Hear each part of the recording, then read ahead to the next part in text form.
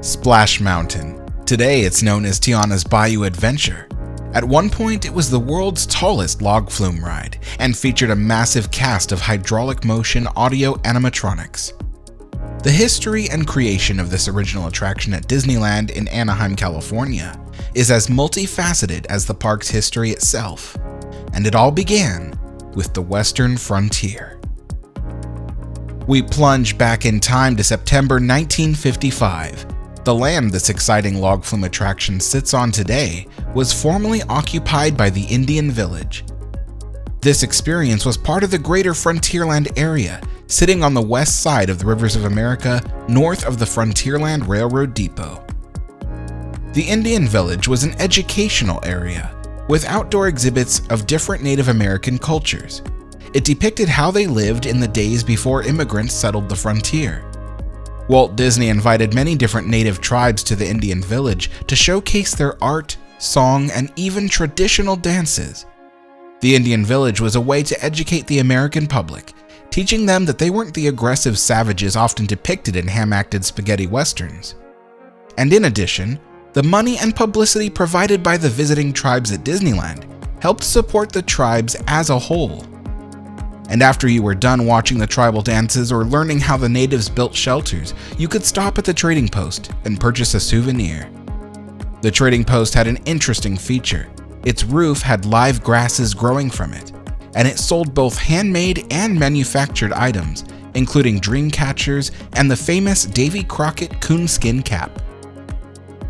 Just a year after the park opened, the Indian village received its first ride, the Indian War Canoes. These canoes were an especially delightful attraction because a real American native led your canoe on a journey around the rivers of America. These canoes still exist at Disneyland today, but are currently known as the Davy Crockett Explorer canoes. What made this attraction so special was the surrounding landscape. It was a safe and controlled environment that replicated the wilderness of the Wild West. In the early 1960s, they added man-made rapids around the riverbanks so that guests had a little excitement in their adventure. By 1957, Walt Disney wanted to add more tunnels for the Disneyland Railroad to go through. This meant that a new hillside would be erected just past Frontierland Depot, over by Fowler's Harbor. The train passed through a tunnel on the left, and guests walking to the Indian village entered through a slightly smaller tunnel on the right. In 1963, when the railroad was rerouted to make way for the new facade of the Haunted Mansion, they blocked off the old foot traffic tunnel and instead used the former railroad tunnel as the new entrance to the Indian village. The village would continue to draw visitors through the mid-60s, but that's when the space race was on, and people lost interest in the idea of cowboys and Indians. In 1971, the Country Bear Jamboree at Magic Kingdom Park in Florida had become a huge success, and Disney wanted to bring a duplicate of it to Disneyland. A new land would replace the Indian Village, and it would be designed around the hit audio animatronics show. The land was called Bear Country. The tunnel entrance to Bear Country was removed to make way for a larger open-air walkway, and once you entered Bear Country, the area on the left where Splash Mountain would later reside was a grass-covered hillside which hid a long tunnel for the Disneyland Railroad as it passed behind Haunted Mansion. On that hillside was what appeared to be a small cave, and echoing from it were the sounds of a slumbering bear. In fact, the sounds of the snoring was actually extra soundtracks of snoring noises that were recorded for the sleeping dwarf scene in the 1937 movie Snow White. Guests going further into Bear Country could see the canoe docks on their right, while the old Indian trading post on their left was still in the same place. Up ahead, where the old stage area used to be, was now a restaurant called the Golden Bear Lodge.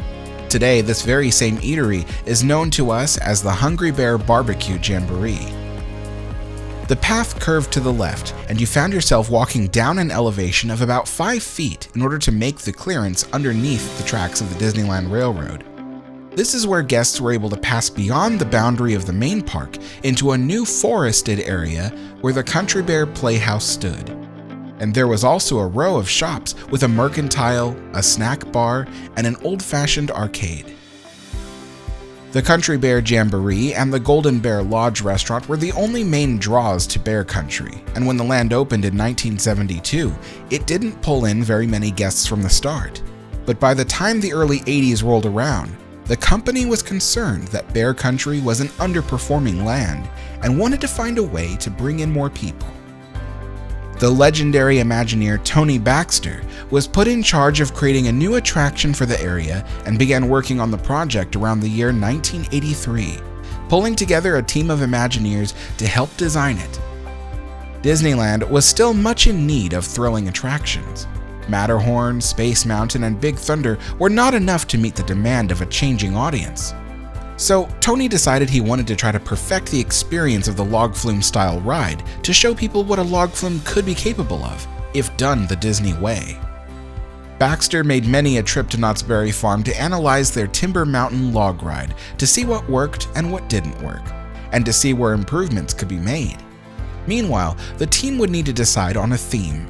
Tony Baxter wanted the ride to represent a movie which presented a major milestone for the company, a movie that marked a major shift in the world of animation.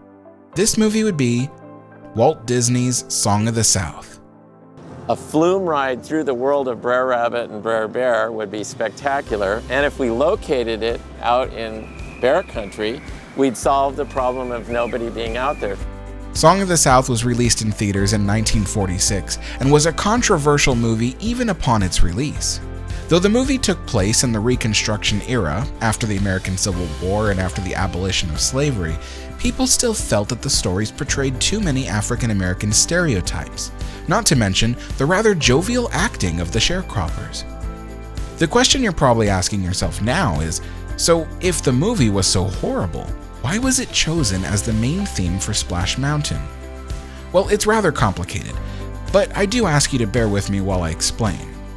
First, the movie Song of the South was based off of a collection of fictional stories about the tales of a man named Uncle Remus, who told exciting stories about a rambunctious critter named Brer Rabbit.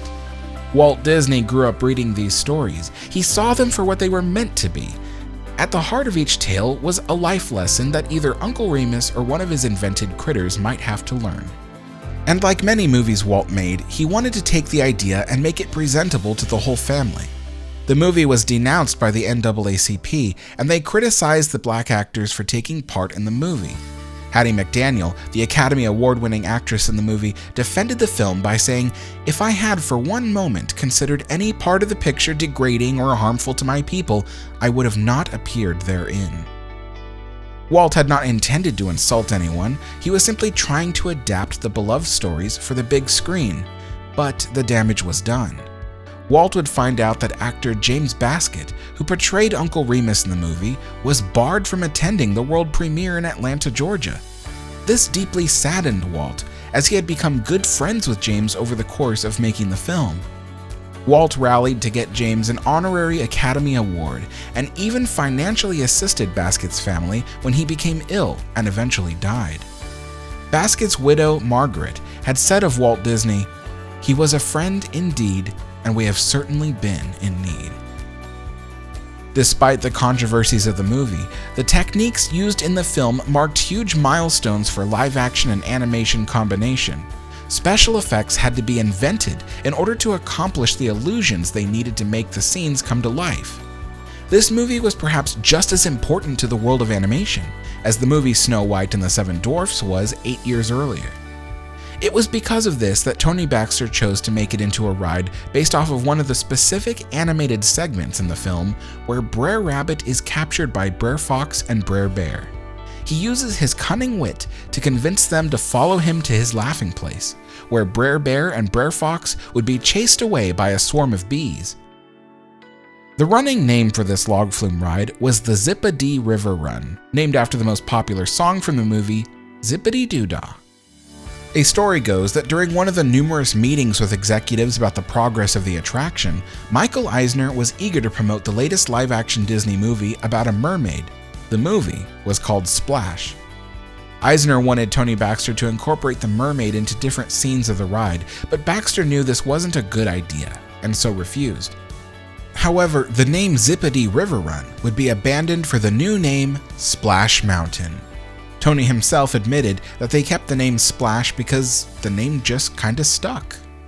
Work began in Bear Country to clear out the hillside which housed the Snoring Bear and provided a tunnel for the Disneyland Railroad.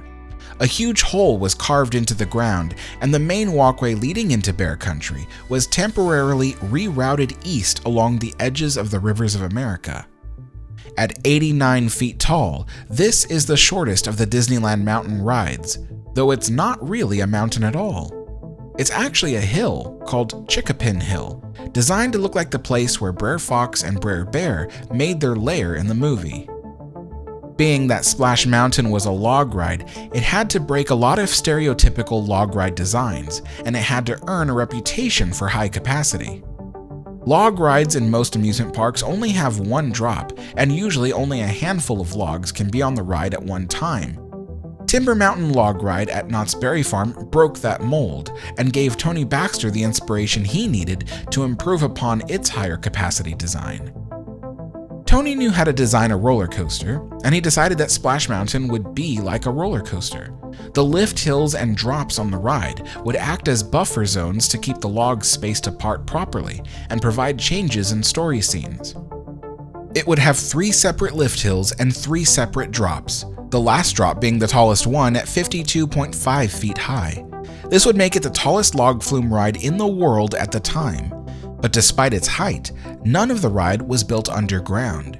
If anything, parts of the ride take place just 4 feet below regular ground elevation. To further increase capacity, Splash Mountain would have logs that were double the length of most log vehicles on a similar style ride. Most log flumes had a maximum of 4 passengers per vehicle, but Splash Mountain would be originally designed to have a maximum of 8 people per vehicle. The year was 1988. Splash Mountain was starting to have issues which threatened to delay its January 1989 opening. First of which, they started installing the flume at Disneyland in order to run tests on the logs, but the logs were having trouble navigating the tight turns in the flume. They were simply too long. The Imagineering teams came together to try to resolve the issue, but it seemed the cheapest way to fix things was to order an all-new fleet of shorter logs. Instead of the 8-seat vehicles, the new logs would only be able to hold 6. Removing that extra 3 feet of length from the logs was necessary to keep the vehicles from getting stuck and causing a real-life logjam. The expense of ordering around 50 new ride vehicles set them back millions of dollars. Another issue that arose was the expense of the computer system. Splash Mountain would have an advanced computer system that would control the movement of the logs through the ride, making sure no 2 logs were too close to each other while in motion. This isn't a problem on rides like Pirates of the Caribbean, but Splash Mountain's story is supposed to feel more intimate, and on top of that, to keep the ride moving efficiently, the logs must maintain spacing. All these expenses amounted to a budget that ballooned to about $75 million, making it the most expensive attraction that Disneyland had ever built at the time. Cutbacks in the budget had to be made. You see, there were plans to build a whole cast of animatronic figures for the show, but a single animatronic can cost them tens of thousands of dollars to develop and build from scratch, and there was little money left to complete the ride. Tony Baxter had an idea. Many of Song of the South's animal characters were developed by animator Mark Davis. Well, it just so happens that during the 1970s, Mark had designed over 122 animatronic talking animal characters for the Tomorrowland show America Sings. And the animals had the same artistic style as Song of the South. America Sings wasn't as popular in the late 80s as it was when it opened prior to the American Bicentennial, so the attraction was slowly falling into disrepair and neglect. Tony brought up the idea of reusing the animatronic animals for Splash Mountain to save on costs and to prevent those animals from simply being thrown away when the Tomorrowland show would inevitably close. And so in 1988, America Sings closed for good, and all of its animals were photographed. The Splash Mountain team created a storyboard for the ride. They used the photographs of the animatronics to match them with the characters they required for each scene. When they had gone and filled all the necessary slots, they had a large cast of animatronics left over that they didn't need. we had chickens and foxes and all these oddballs that didn't fit the Song of the South Brer Rabbit tales. So it was Chris Tietz who said, well, why don't we build a big showboat at the end of the ride, and we'll put all the figures that don't fit anywhere else on the showboat. So the big finale of Splash Mountain that everybody loves is this giant showboat rocking back and forth with all the characters on board dancing, and that was because we couldn't think of any place else to put them. There were only a handful of custom-built animatronics for the ride. The first time you see Brer Fox, it's actually a recycled Sam the Eagle animatronic from America Sings, but the last 2 times you see him, they are custom-built for the ride. All of the Brer Rabbit animatronics were built specifically for the ride, and so was Brer Bear. Guests boarded the ride at a logging facility nestled in the woodlands of the Deep South. After their vehicles turned right, the logs were then pulled up a conveyor lift. The rubber conveyor grips the rubber underneath the log, and the vehicle charges up the lift with the clickety-clack sounds of the spring-loaded wedges hitting the triangular ridges on the side of the log. It's designed in such a way that if the log were to slide backward, the wedges would hold the log in place. And when the log crests the top of the hill, the larger wedges catch the guide wheel on the front left side. After going around the briar patch and watching guests plummet down the waterfall, the log comes to the second lift hill. This one is much larger, and it was themed to a sawmill. Once you exited the sawmill, you started traveling through the waterways, passing by the little houses of small critters, then rounding the front of Chickapin Hill to find Brer Bear's house. From inside, you can hear him snoring. It's a familiar soundtrack. In fact, Imagineers reused the old Seven Dwarfs snoring soundtrack as a nod to the slumbering bear that existed in the space before Splash Mountain. You then went down your first plunge and find yourself in the midst of one of them zippity-doo-dah days. The critters of the South are singing How Do You Do, a song featured in the movie, and you pass by several geese that once played the Geese Quartet in America Sings. There were 4 sets of geese quartets to work with when installing them in Splash Mountain. Well, aside from the 2 geese that went to Star Tours back in 1987, but that's a tale for another time. You then get your first glimpse at Brer Fox and Brer Bear. This is the version of Brer Fox made from a repurposed Sam the Eagle animatronic. You round the corner and see Brer Rabbit for the first time. People say this Brer Rabbit was a recycled Ollie the Owl animatronic. I don't know if it's true, but it wouldn't surprise me. Next to Brer Rabbit was a turtle. This turtle is not part of the Song of the South storyline. Instead, the turtle came from America Sings during the Home on the Range musical segment, where a turtle can be seen amongst the other critters as he carries his knapsack on a pole. His appearance as a hitchhiker seemed to fit this scene with Brer Rabbit talking about leaving the briar patch, so Imagineers put the turtle next to him, with the little critter saying, "If you're heading on now and not coming back, then I'm coming too. I've packed my sack." You rounded another corner and passed underneath an animatronic of Brer Rabbit on a railroad handcart. This was taken from the Working on the Railroad musical segment in America Sings. After going down a slight drop, you see the See You Later alligator from the last scene in the former attraction. Then you pass by a giggling Brer Rabbit, and up ahead you see that Brer Bear has gotten himself stuck. That's when you went down a sharp plunge. This one is pretty unique because, like a roller coaster, you shoot back up using the momentum from the fall. Now it seems you have found the laughing place, a blacklight illuminated scene with water features that showcase more animatronics from the former show, including the white chicken from the Bird in the Gilded Cage segment.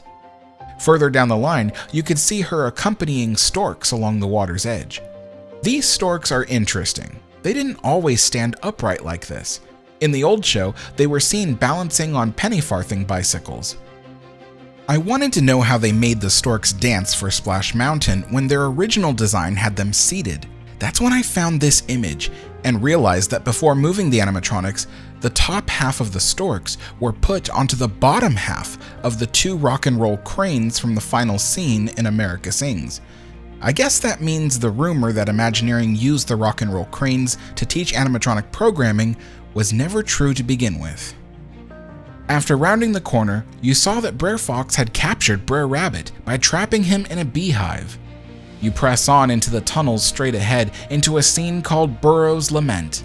Imagineers used the sad expressions on the faces of the animals to their advantage as both mothers sing about the danger that you and Brer Rabbit face. You reach the bottom of the lift hill on the ride. Two animatronic vultures from the Boot Hill Boys scene sneer at passengers as you suddenly realize the horror of your fate. You are then dragged to the top of Chickapin Hill, straight to Brer Fox's lair. This particular conveyor lift is pretty nifty. It's actually two conveyor belts, and they both work together to keep the spacing of the logs. If the log on the conveyor belt ahead of you is too close, then the bottom conveyor will stop, allowing the vehicle ahead to proceed down the drop. When you reach the top, Brer Rabbit tricks Brer Fox by saying, "Whatever you do, please don't throw me in that briar patch." You crest the top of the hill, watching in delightful terror as a bird's eye view of Disneyland comes into view. Brer Fox can be heard responding, "Well, I'm glad I thought of that, because that's just where you're going." Suddenly, you make the plunge down the 52-foot-high, 47-degree angle drop straight into the briar patch. But not before getting your picture taken, available for purchase at the exit of the attraction. You reach the bottom, splashing down into a tunnel. Now this part is pretty cool. Most people don't believe Splash Mountain has any braking systems, but they'd be wrong. You see, most log flumes just use the volume of water at the bottom to slow the log down. But unlike other log flumes, Splash Mountain does not have enough distance at the bottom to safely and gradually slow the logs using water alone. Imagineers installed these 40-foot-long brake pads at the bottom. They are simple rods of wet steel. Air bladders underneath them can fill with air, raising the bar high enough to come in contact with the smooth surfaces underneath the logs. It's not much friction, wet steel on wet steel, but that combined with the drag friction of the water is enough that it can gradually slow the logs down within the limited length of flume. This means shallower water can be used, enough to produce a soaking splash, but not enough to cause physical harm to people when it comes raining down by the bucket load. Guests then circle around and head back to the base of Chickapin Hill. Inside is the large finale scene mentioned earlier, full of animatronics that they simply didn't know what to do with, such as the cats and foxes that used to drive the little car. They were now placed in a hay cart being pulled by one of the two mules seen in the show. High above you, you can see the trains of the Disneyland Railroad passing by as passengers peered down in awe. Brer Fox and Brer Bear had gotten what they deserved, the wrong end of a gator, and Brer Rabbit was happy to be home. Splash Mountain turned out to be one of the most successful and timeless attractions produced by Imagineering, and another ride on Tony Baxter's list of new classics. The attraction had changed very little over the years, including its surroundings. In the year 2009, the last hand-drawn animated Disney movie was released, The Princess and the Frog, a reimagining of the classic fairy tale, which now featured a young New Orleans native named Tiana. She worked hard all her life to open a restaurant that was a shared dream between her and her late father. She found herself kissing a frog and then being turned into one. It's really a wonderful movie with fantastic animation, music, and vocal talent. I had just started working at Disneyland when the movie came out. I was 17 years old, and there was a rumor in the company, way back in 2009, that Disney had considered re-theming Splash Mountain to Princess and the Frog. However, it was merely talk. Nothing serious had begun, and for many years the subject never came up again. In the year 2018, the rumor resurfaced from my sources in the company, and some folks had heard this rumor as well and reported it on social media. But then, the rumors went silent again, and the public forgot about it. Then in June of 2020, in the midst of the worldwide shutdown, Disney announced the re-theme of Splash Mountain to Princess and the Frog. The public's reaction was polarized. While there was some support for this decision, the majority of people were against it, and not always for the same reason. In some cases, people felt that Tiana deserved her own custom-built ride, not to be forced into a re-theme, an overlay of sorts. 2 years later, on May 31st, 2023, Splash Mountain at Disneyland closed forever and began an 18-month-long conversion to Tiana's Bayou adventure, opening on November 15th, 2024. The ride's aesthetic was transformed from the southern backwoods to the bayous of Louisiana, and the hill was no longer Chickapin Hill, but rather a Gulf Coast salt dome. The idea was that Tiana had already enjoyed the success of her restaurant in New Orleans and was now looking to expand her company into a corporate food empire. Although that fact has little to do with the storyline of the ride itself. The ride follows Tiana and Louis as they search for critters to play at her party, since, oddly enough, there don't seem to be any musicians available in New Orleans. We climb to the lifts of the Salt Dome to see Louis searching for animal musicians amongst the crops of her industrial farm. The cave where you once heard Brer Bear snoring is now occupied by Mama Odie, who encourages you to keep looking. We plunge into darkness and follow Tiana and Louis as they gather musicians. All of the animatronics in the attraction are new, none of the originals remained, and Imagineering used projection effects to extend the backgrounds of the various show scenes. The former laughing place scene was replaced with a scene where Mama Odie shrinks the riders down to allow them to search for smaller critters to join the party. Then right before the final drop, you are blown up to regular size and sent plummeting down the hill. The finale of the attraction is the most beautiful set piece on the ride, and it features many of the characters of the movie that haven't been seen on the ride until now. The music, entitled Special Spice, by itself is actually a very good song. However, its biggest criticism is that it doesn't roll off the tongue the way a catchy ride finale musical number might. The artistic choices of the ride are rather interesting because while Splash Mountain made its cartoon-like animals fit by building an environment that appeared right out of 2D animation, the Bayou Adventure ride also features cartoon-like animals, however, they are located in realistic environments. And to add even more confusion, there are segments of the ride where the characters are animated in 3D, which contrasts with the animation style used in the movie. For over a decade prior, many people knew Splash Mountain's time was ticking down, but the retheme that replaced it also doesn't hold up to fan scrutiny on either side of the coin. Sure, it's got fantastic special effects and modern, fully electric animatronics, but underneath it all, it's a story without a conflict, a story about celebrating the corporate growth of Tiana's company, and a story about adventure without a lesson to be learned. It's no wonder why the ride received such criticism. People felt that Tiana deserved better. If there is one positive about all of this, it's that at least something was preserved. The Little Indian Trading Post, dating back to 1955, is still there. Today it's known as Ray's Berets. It and the former mountain behind it are imprints left behind in the countless pages of Disneyland's history. A magic kingdom that once was.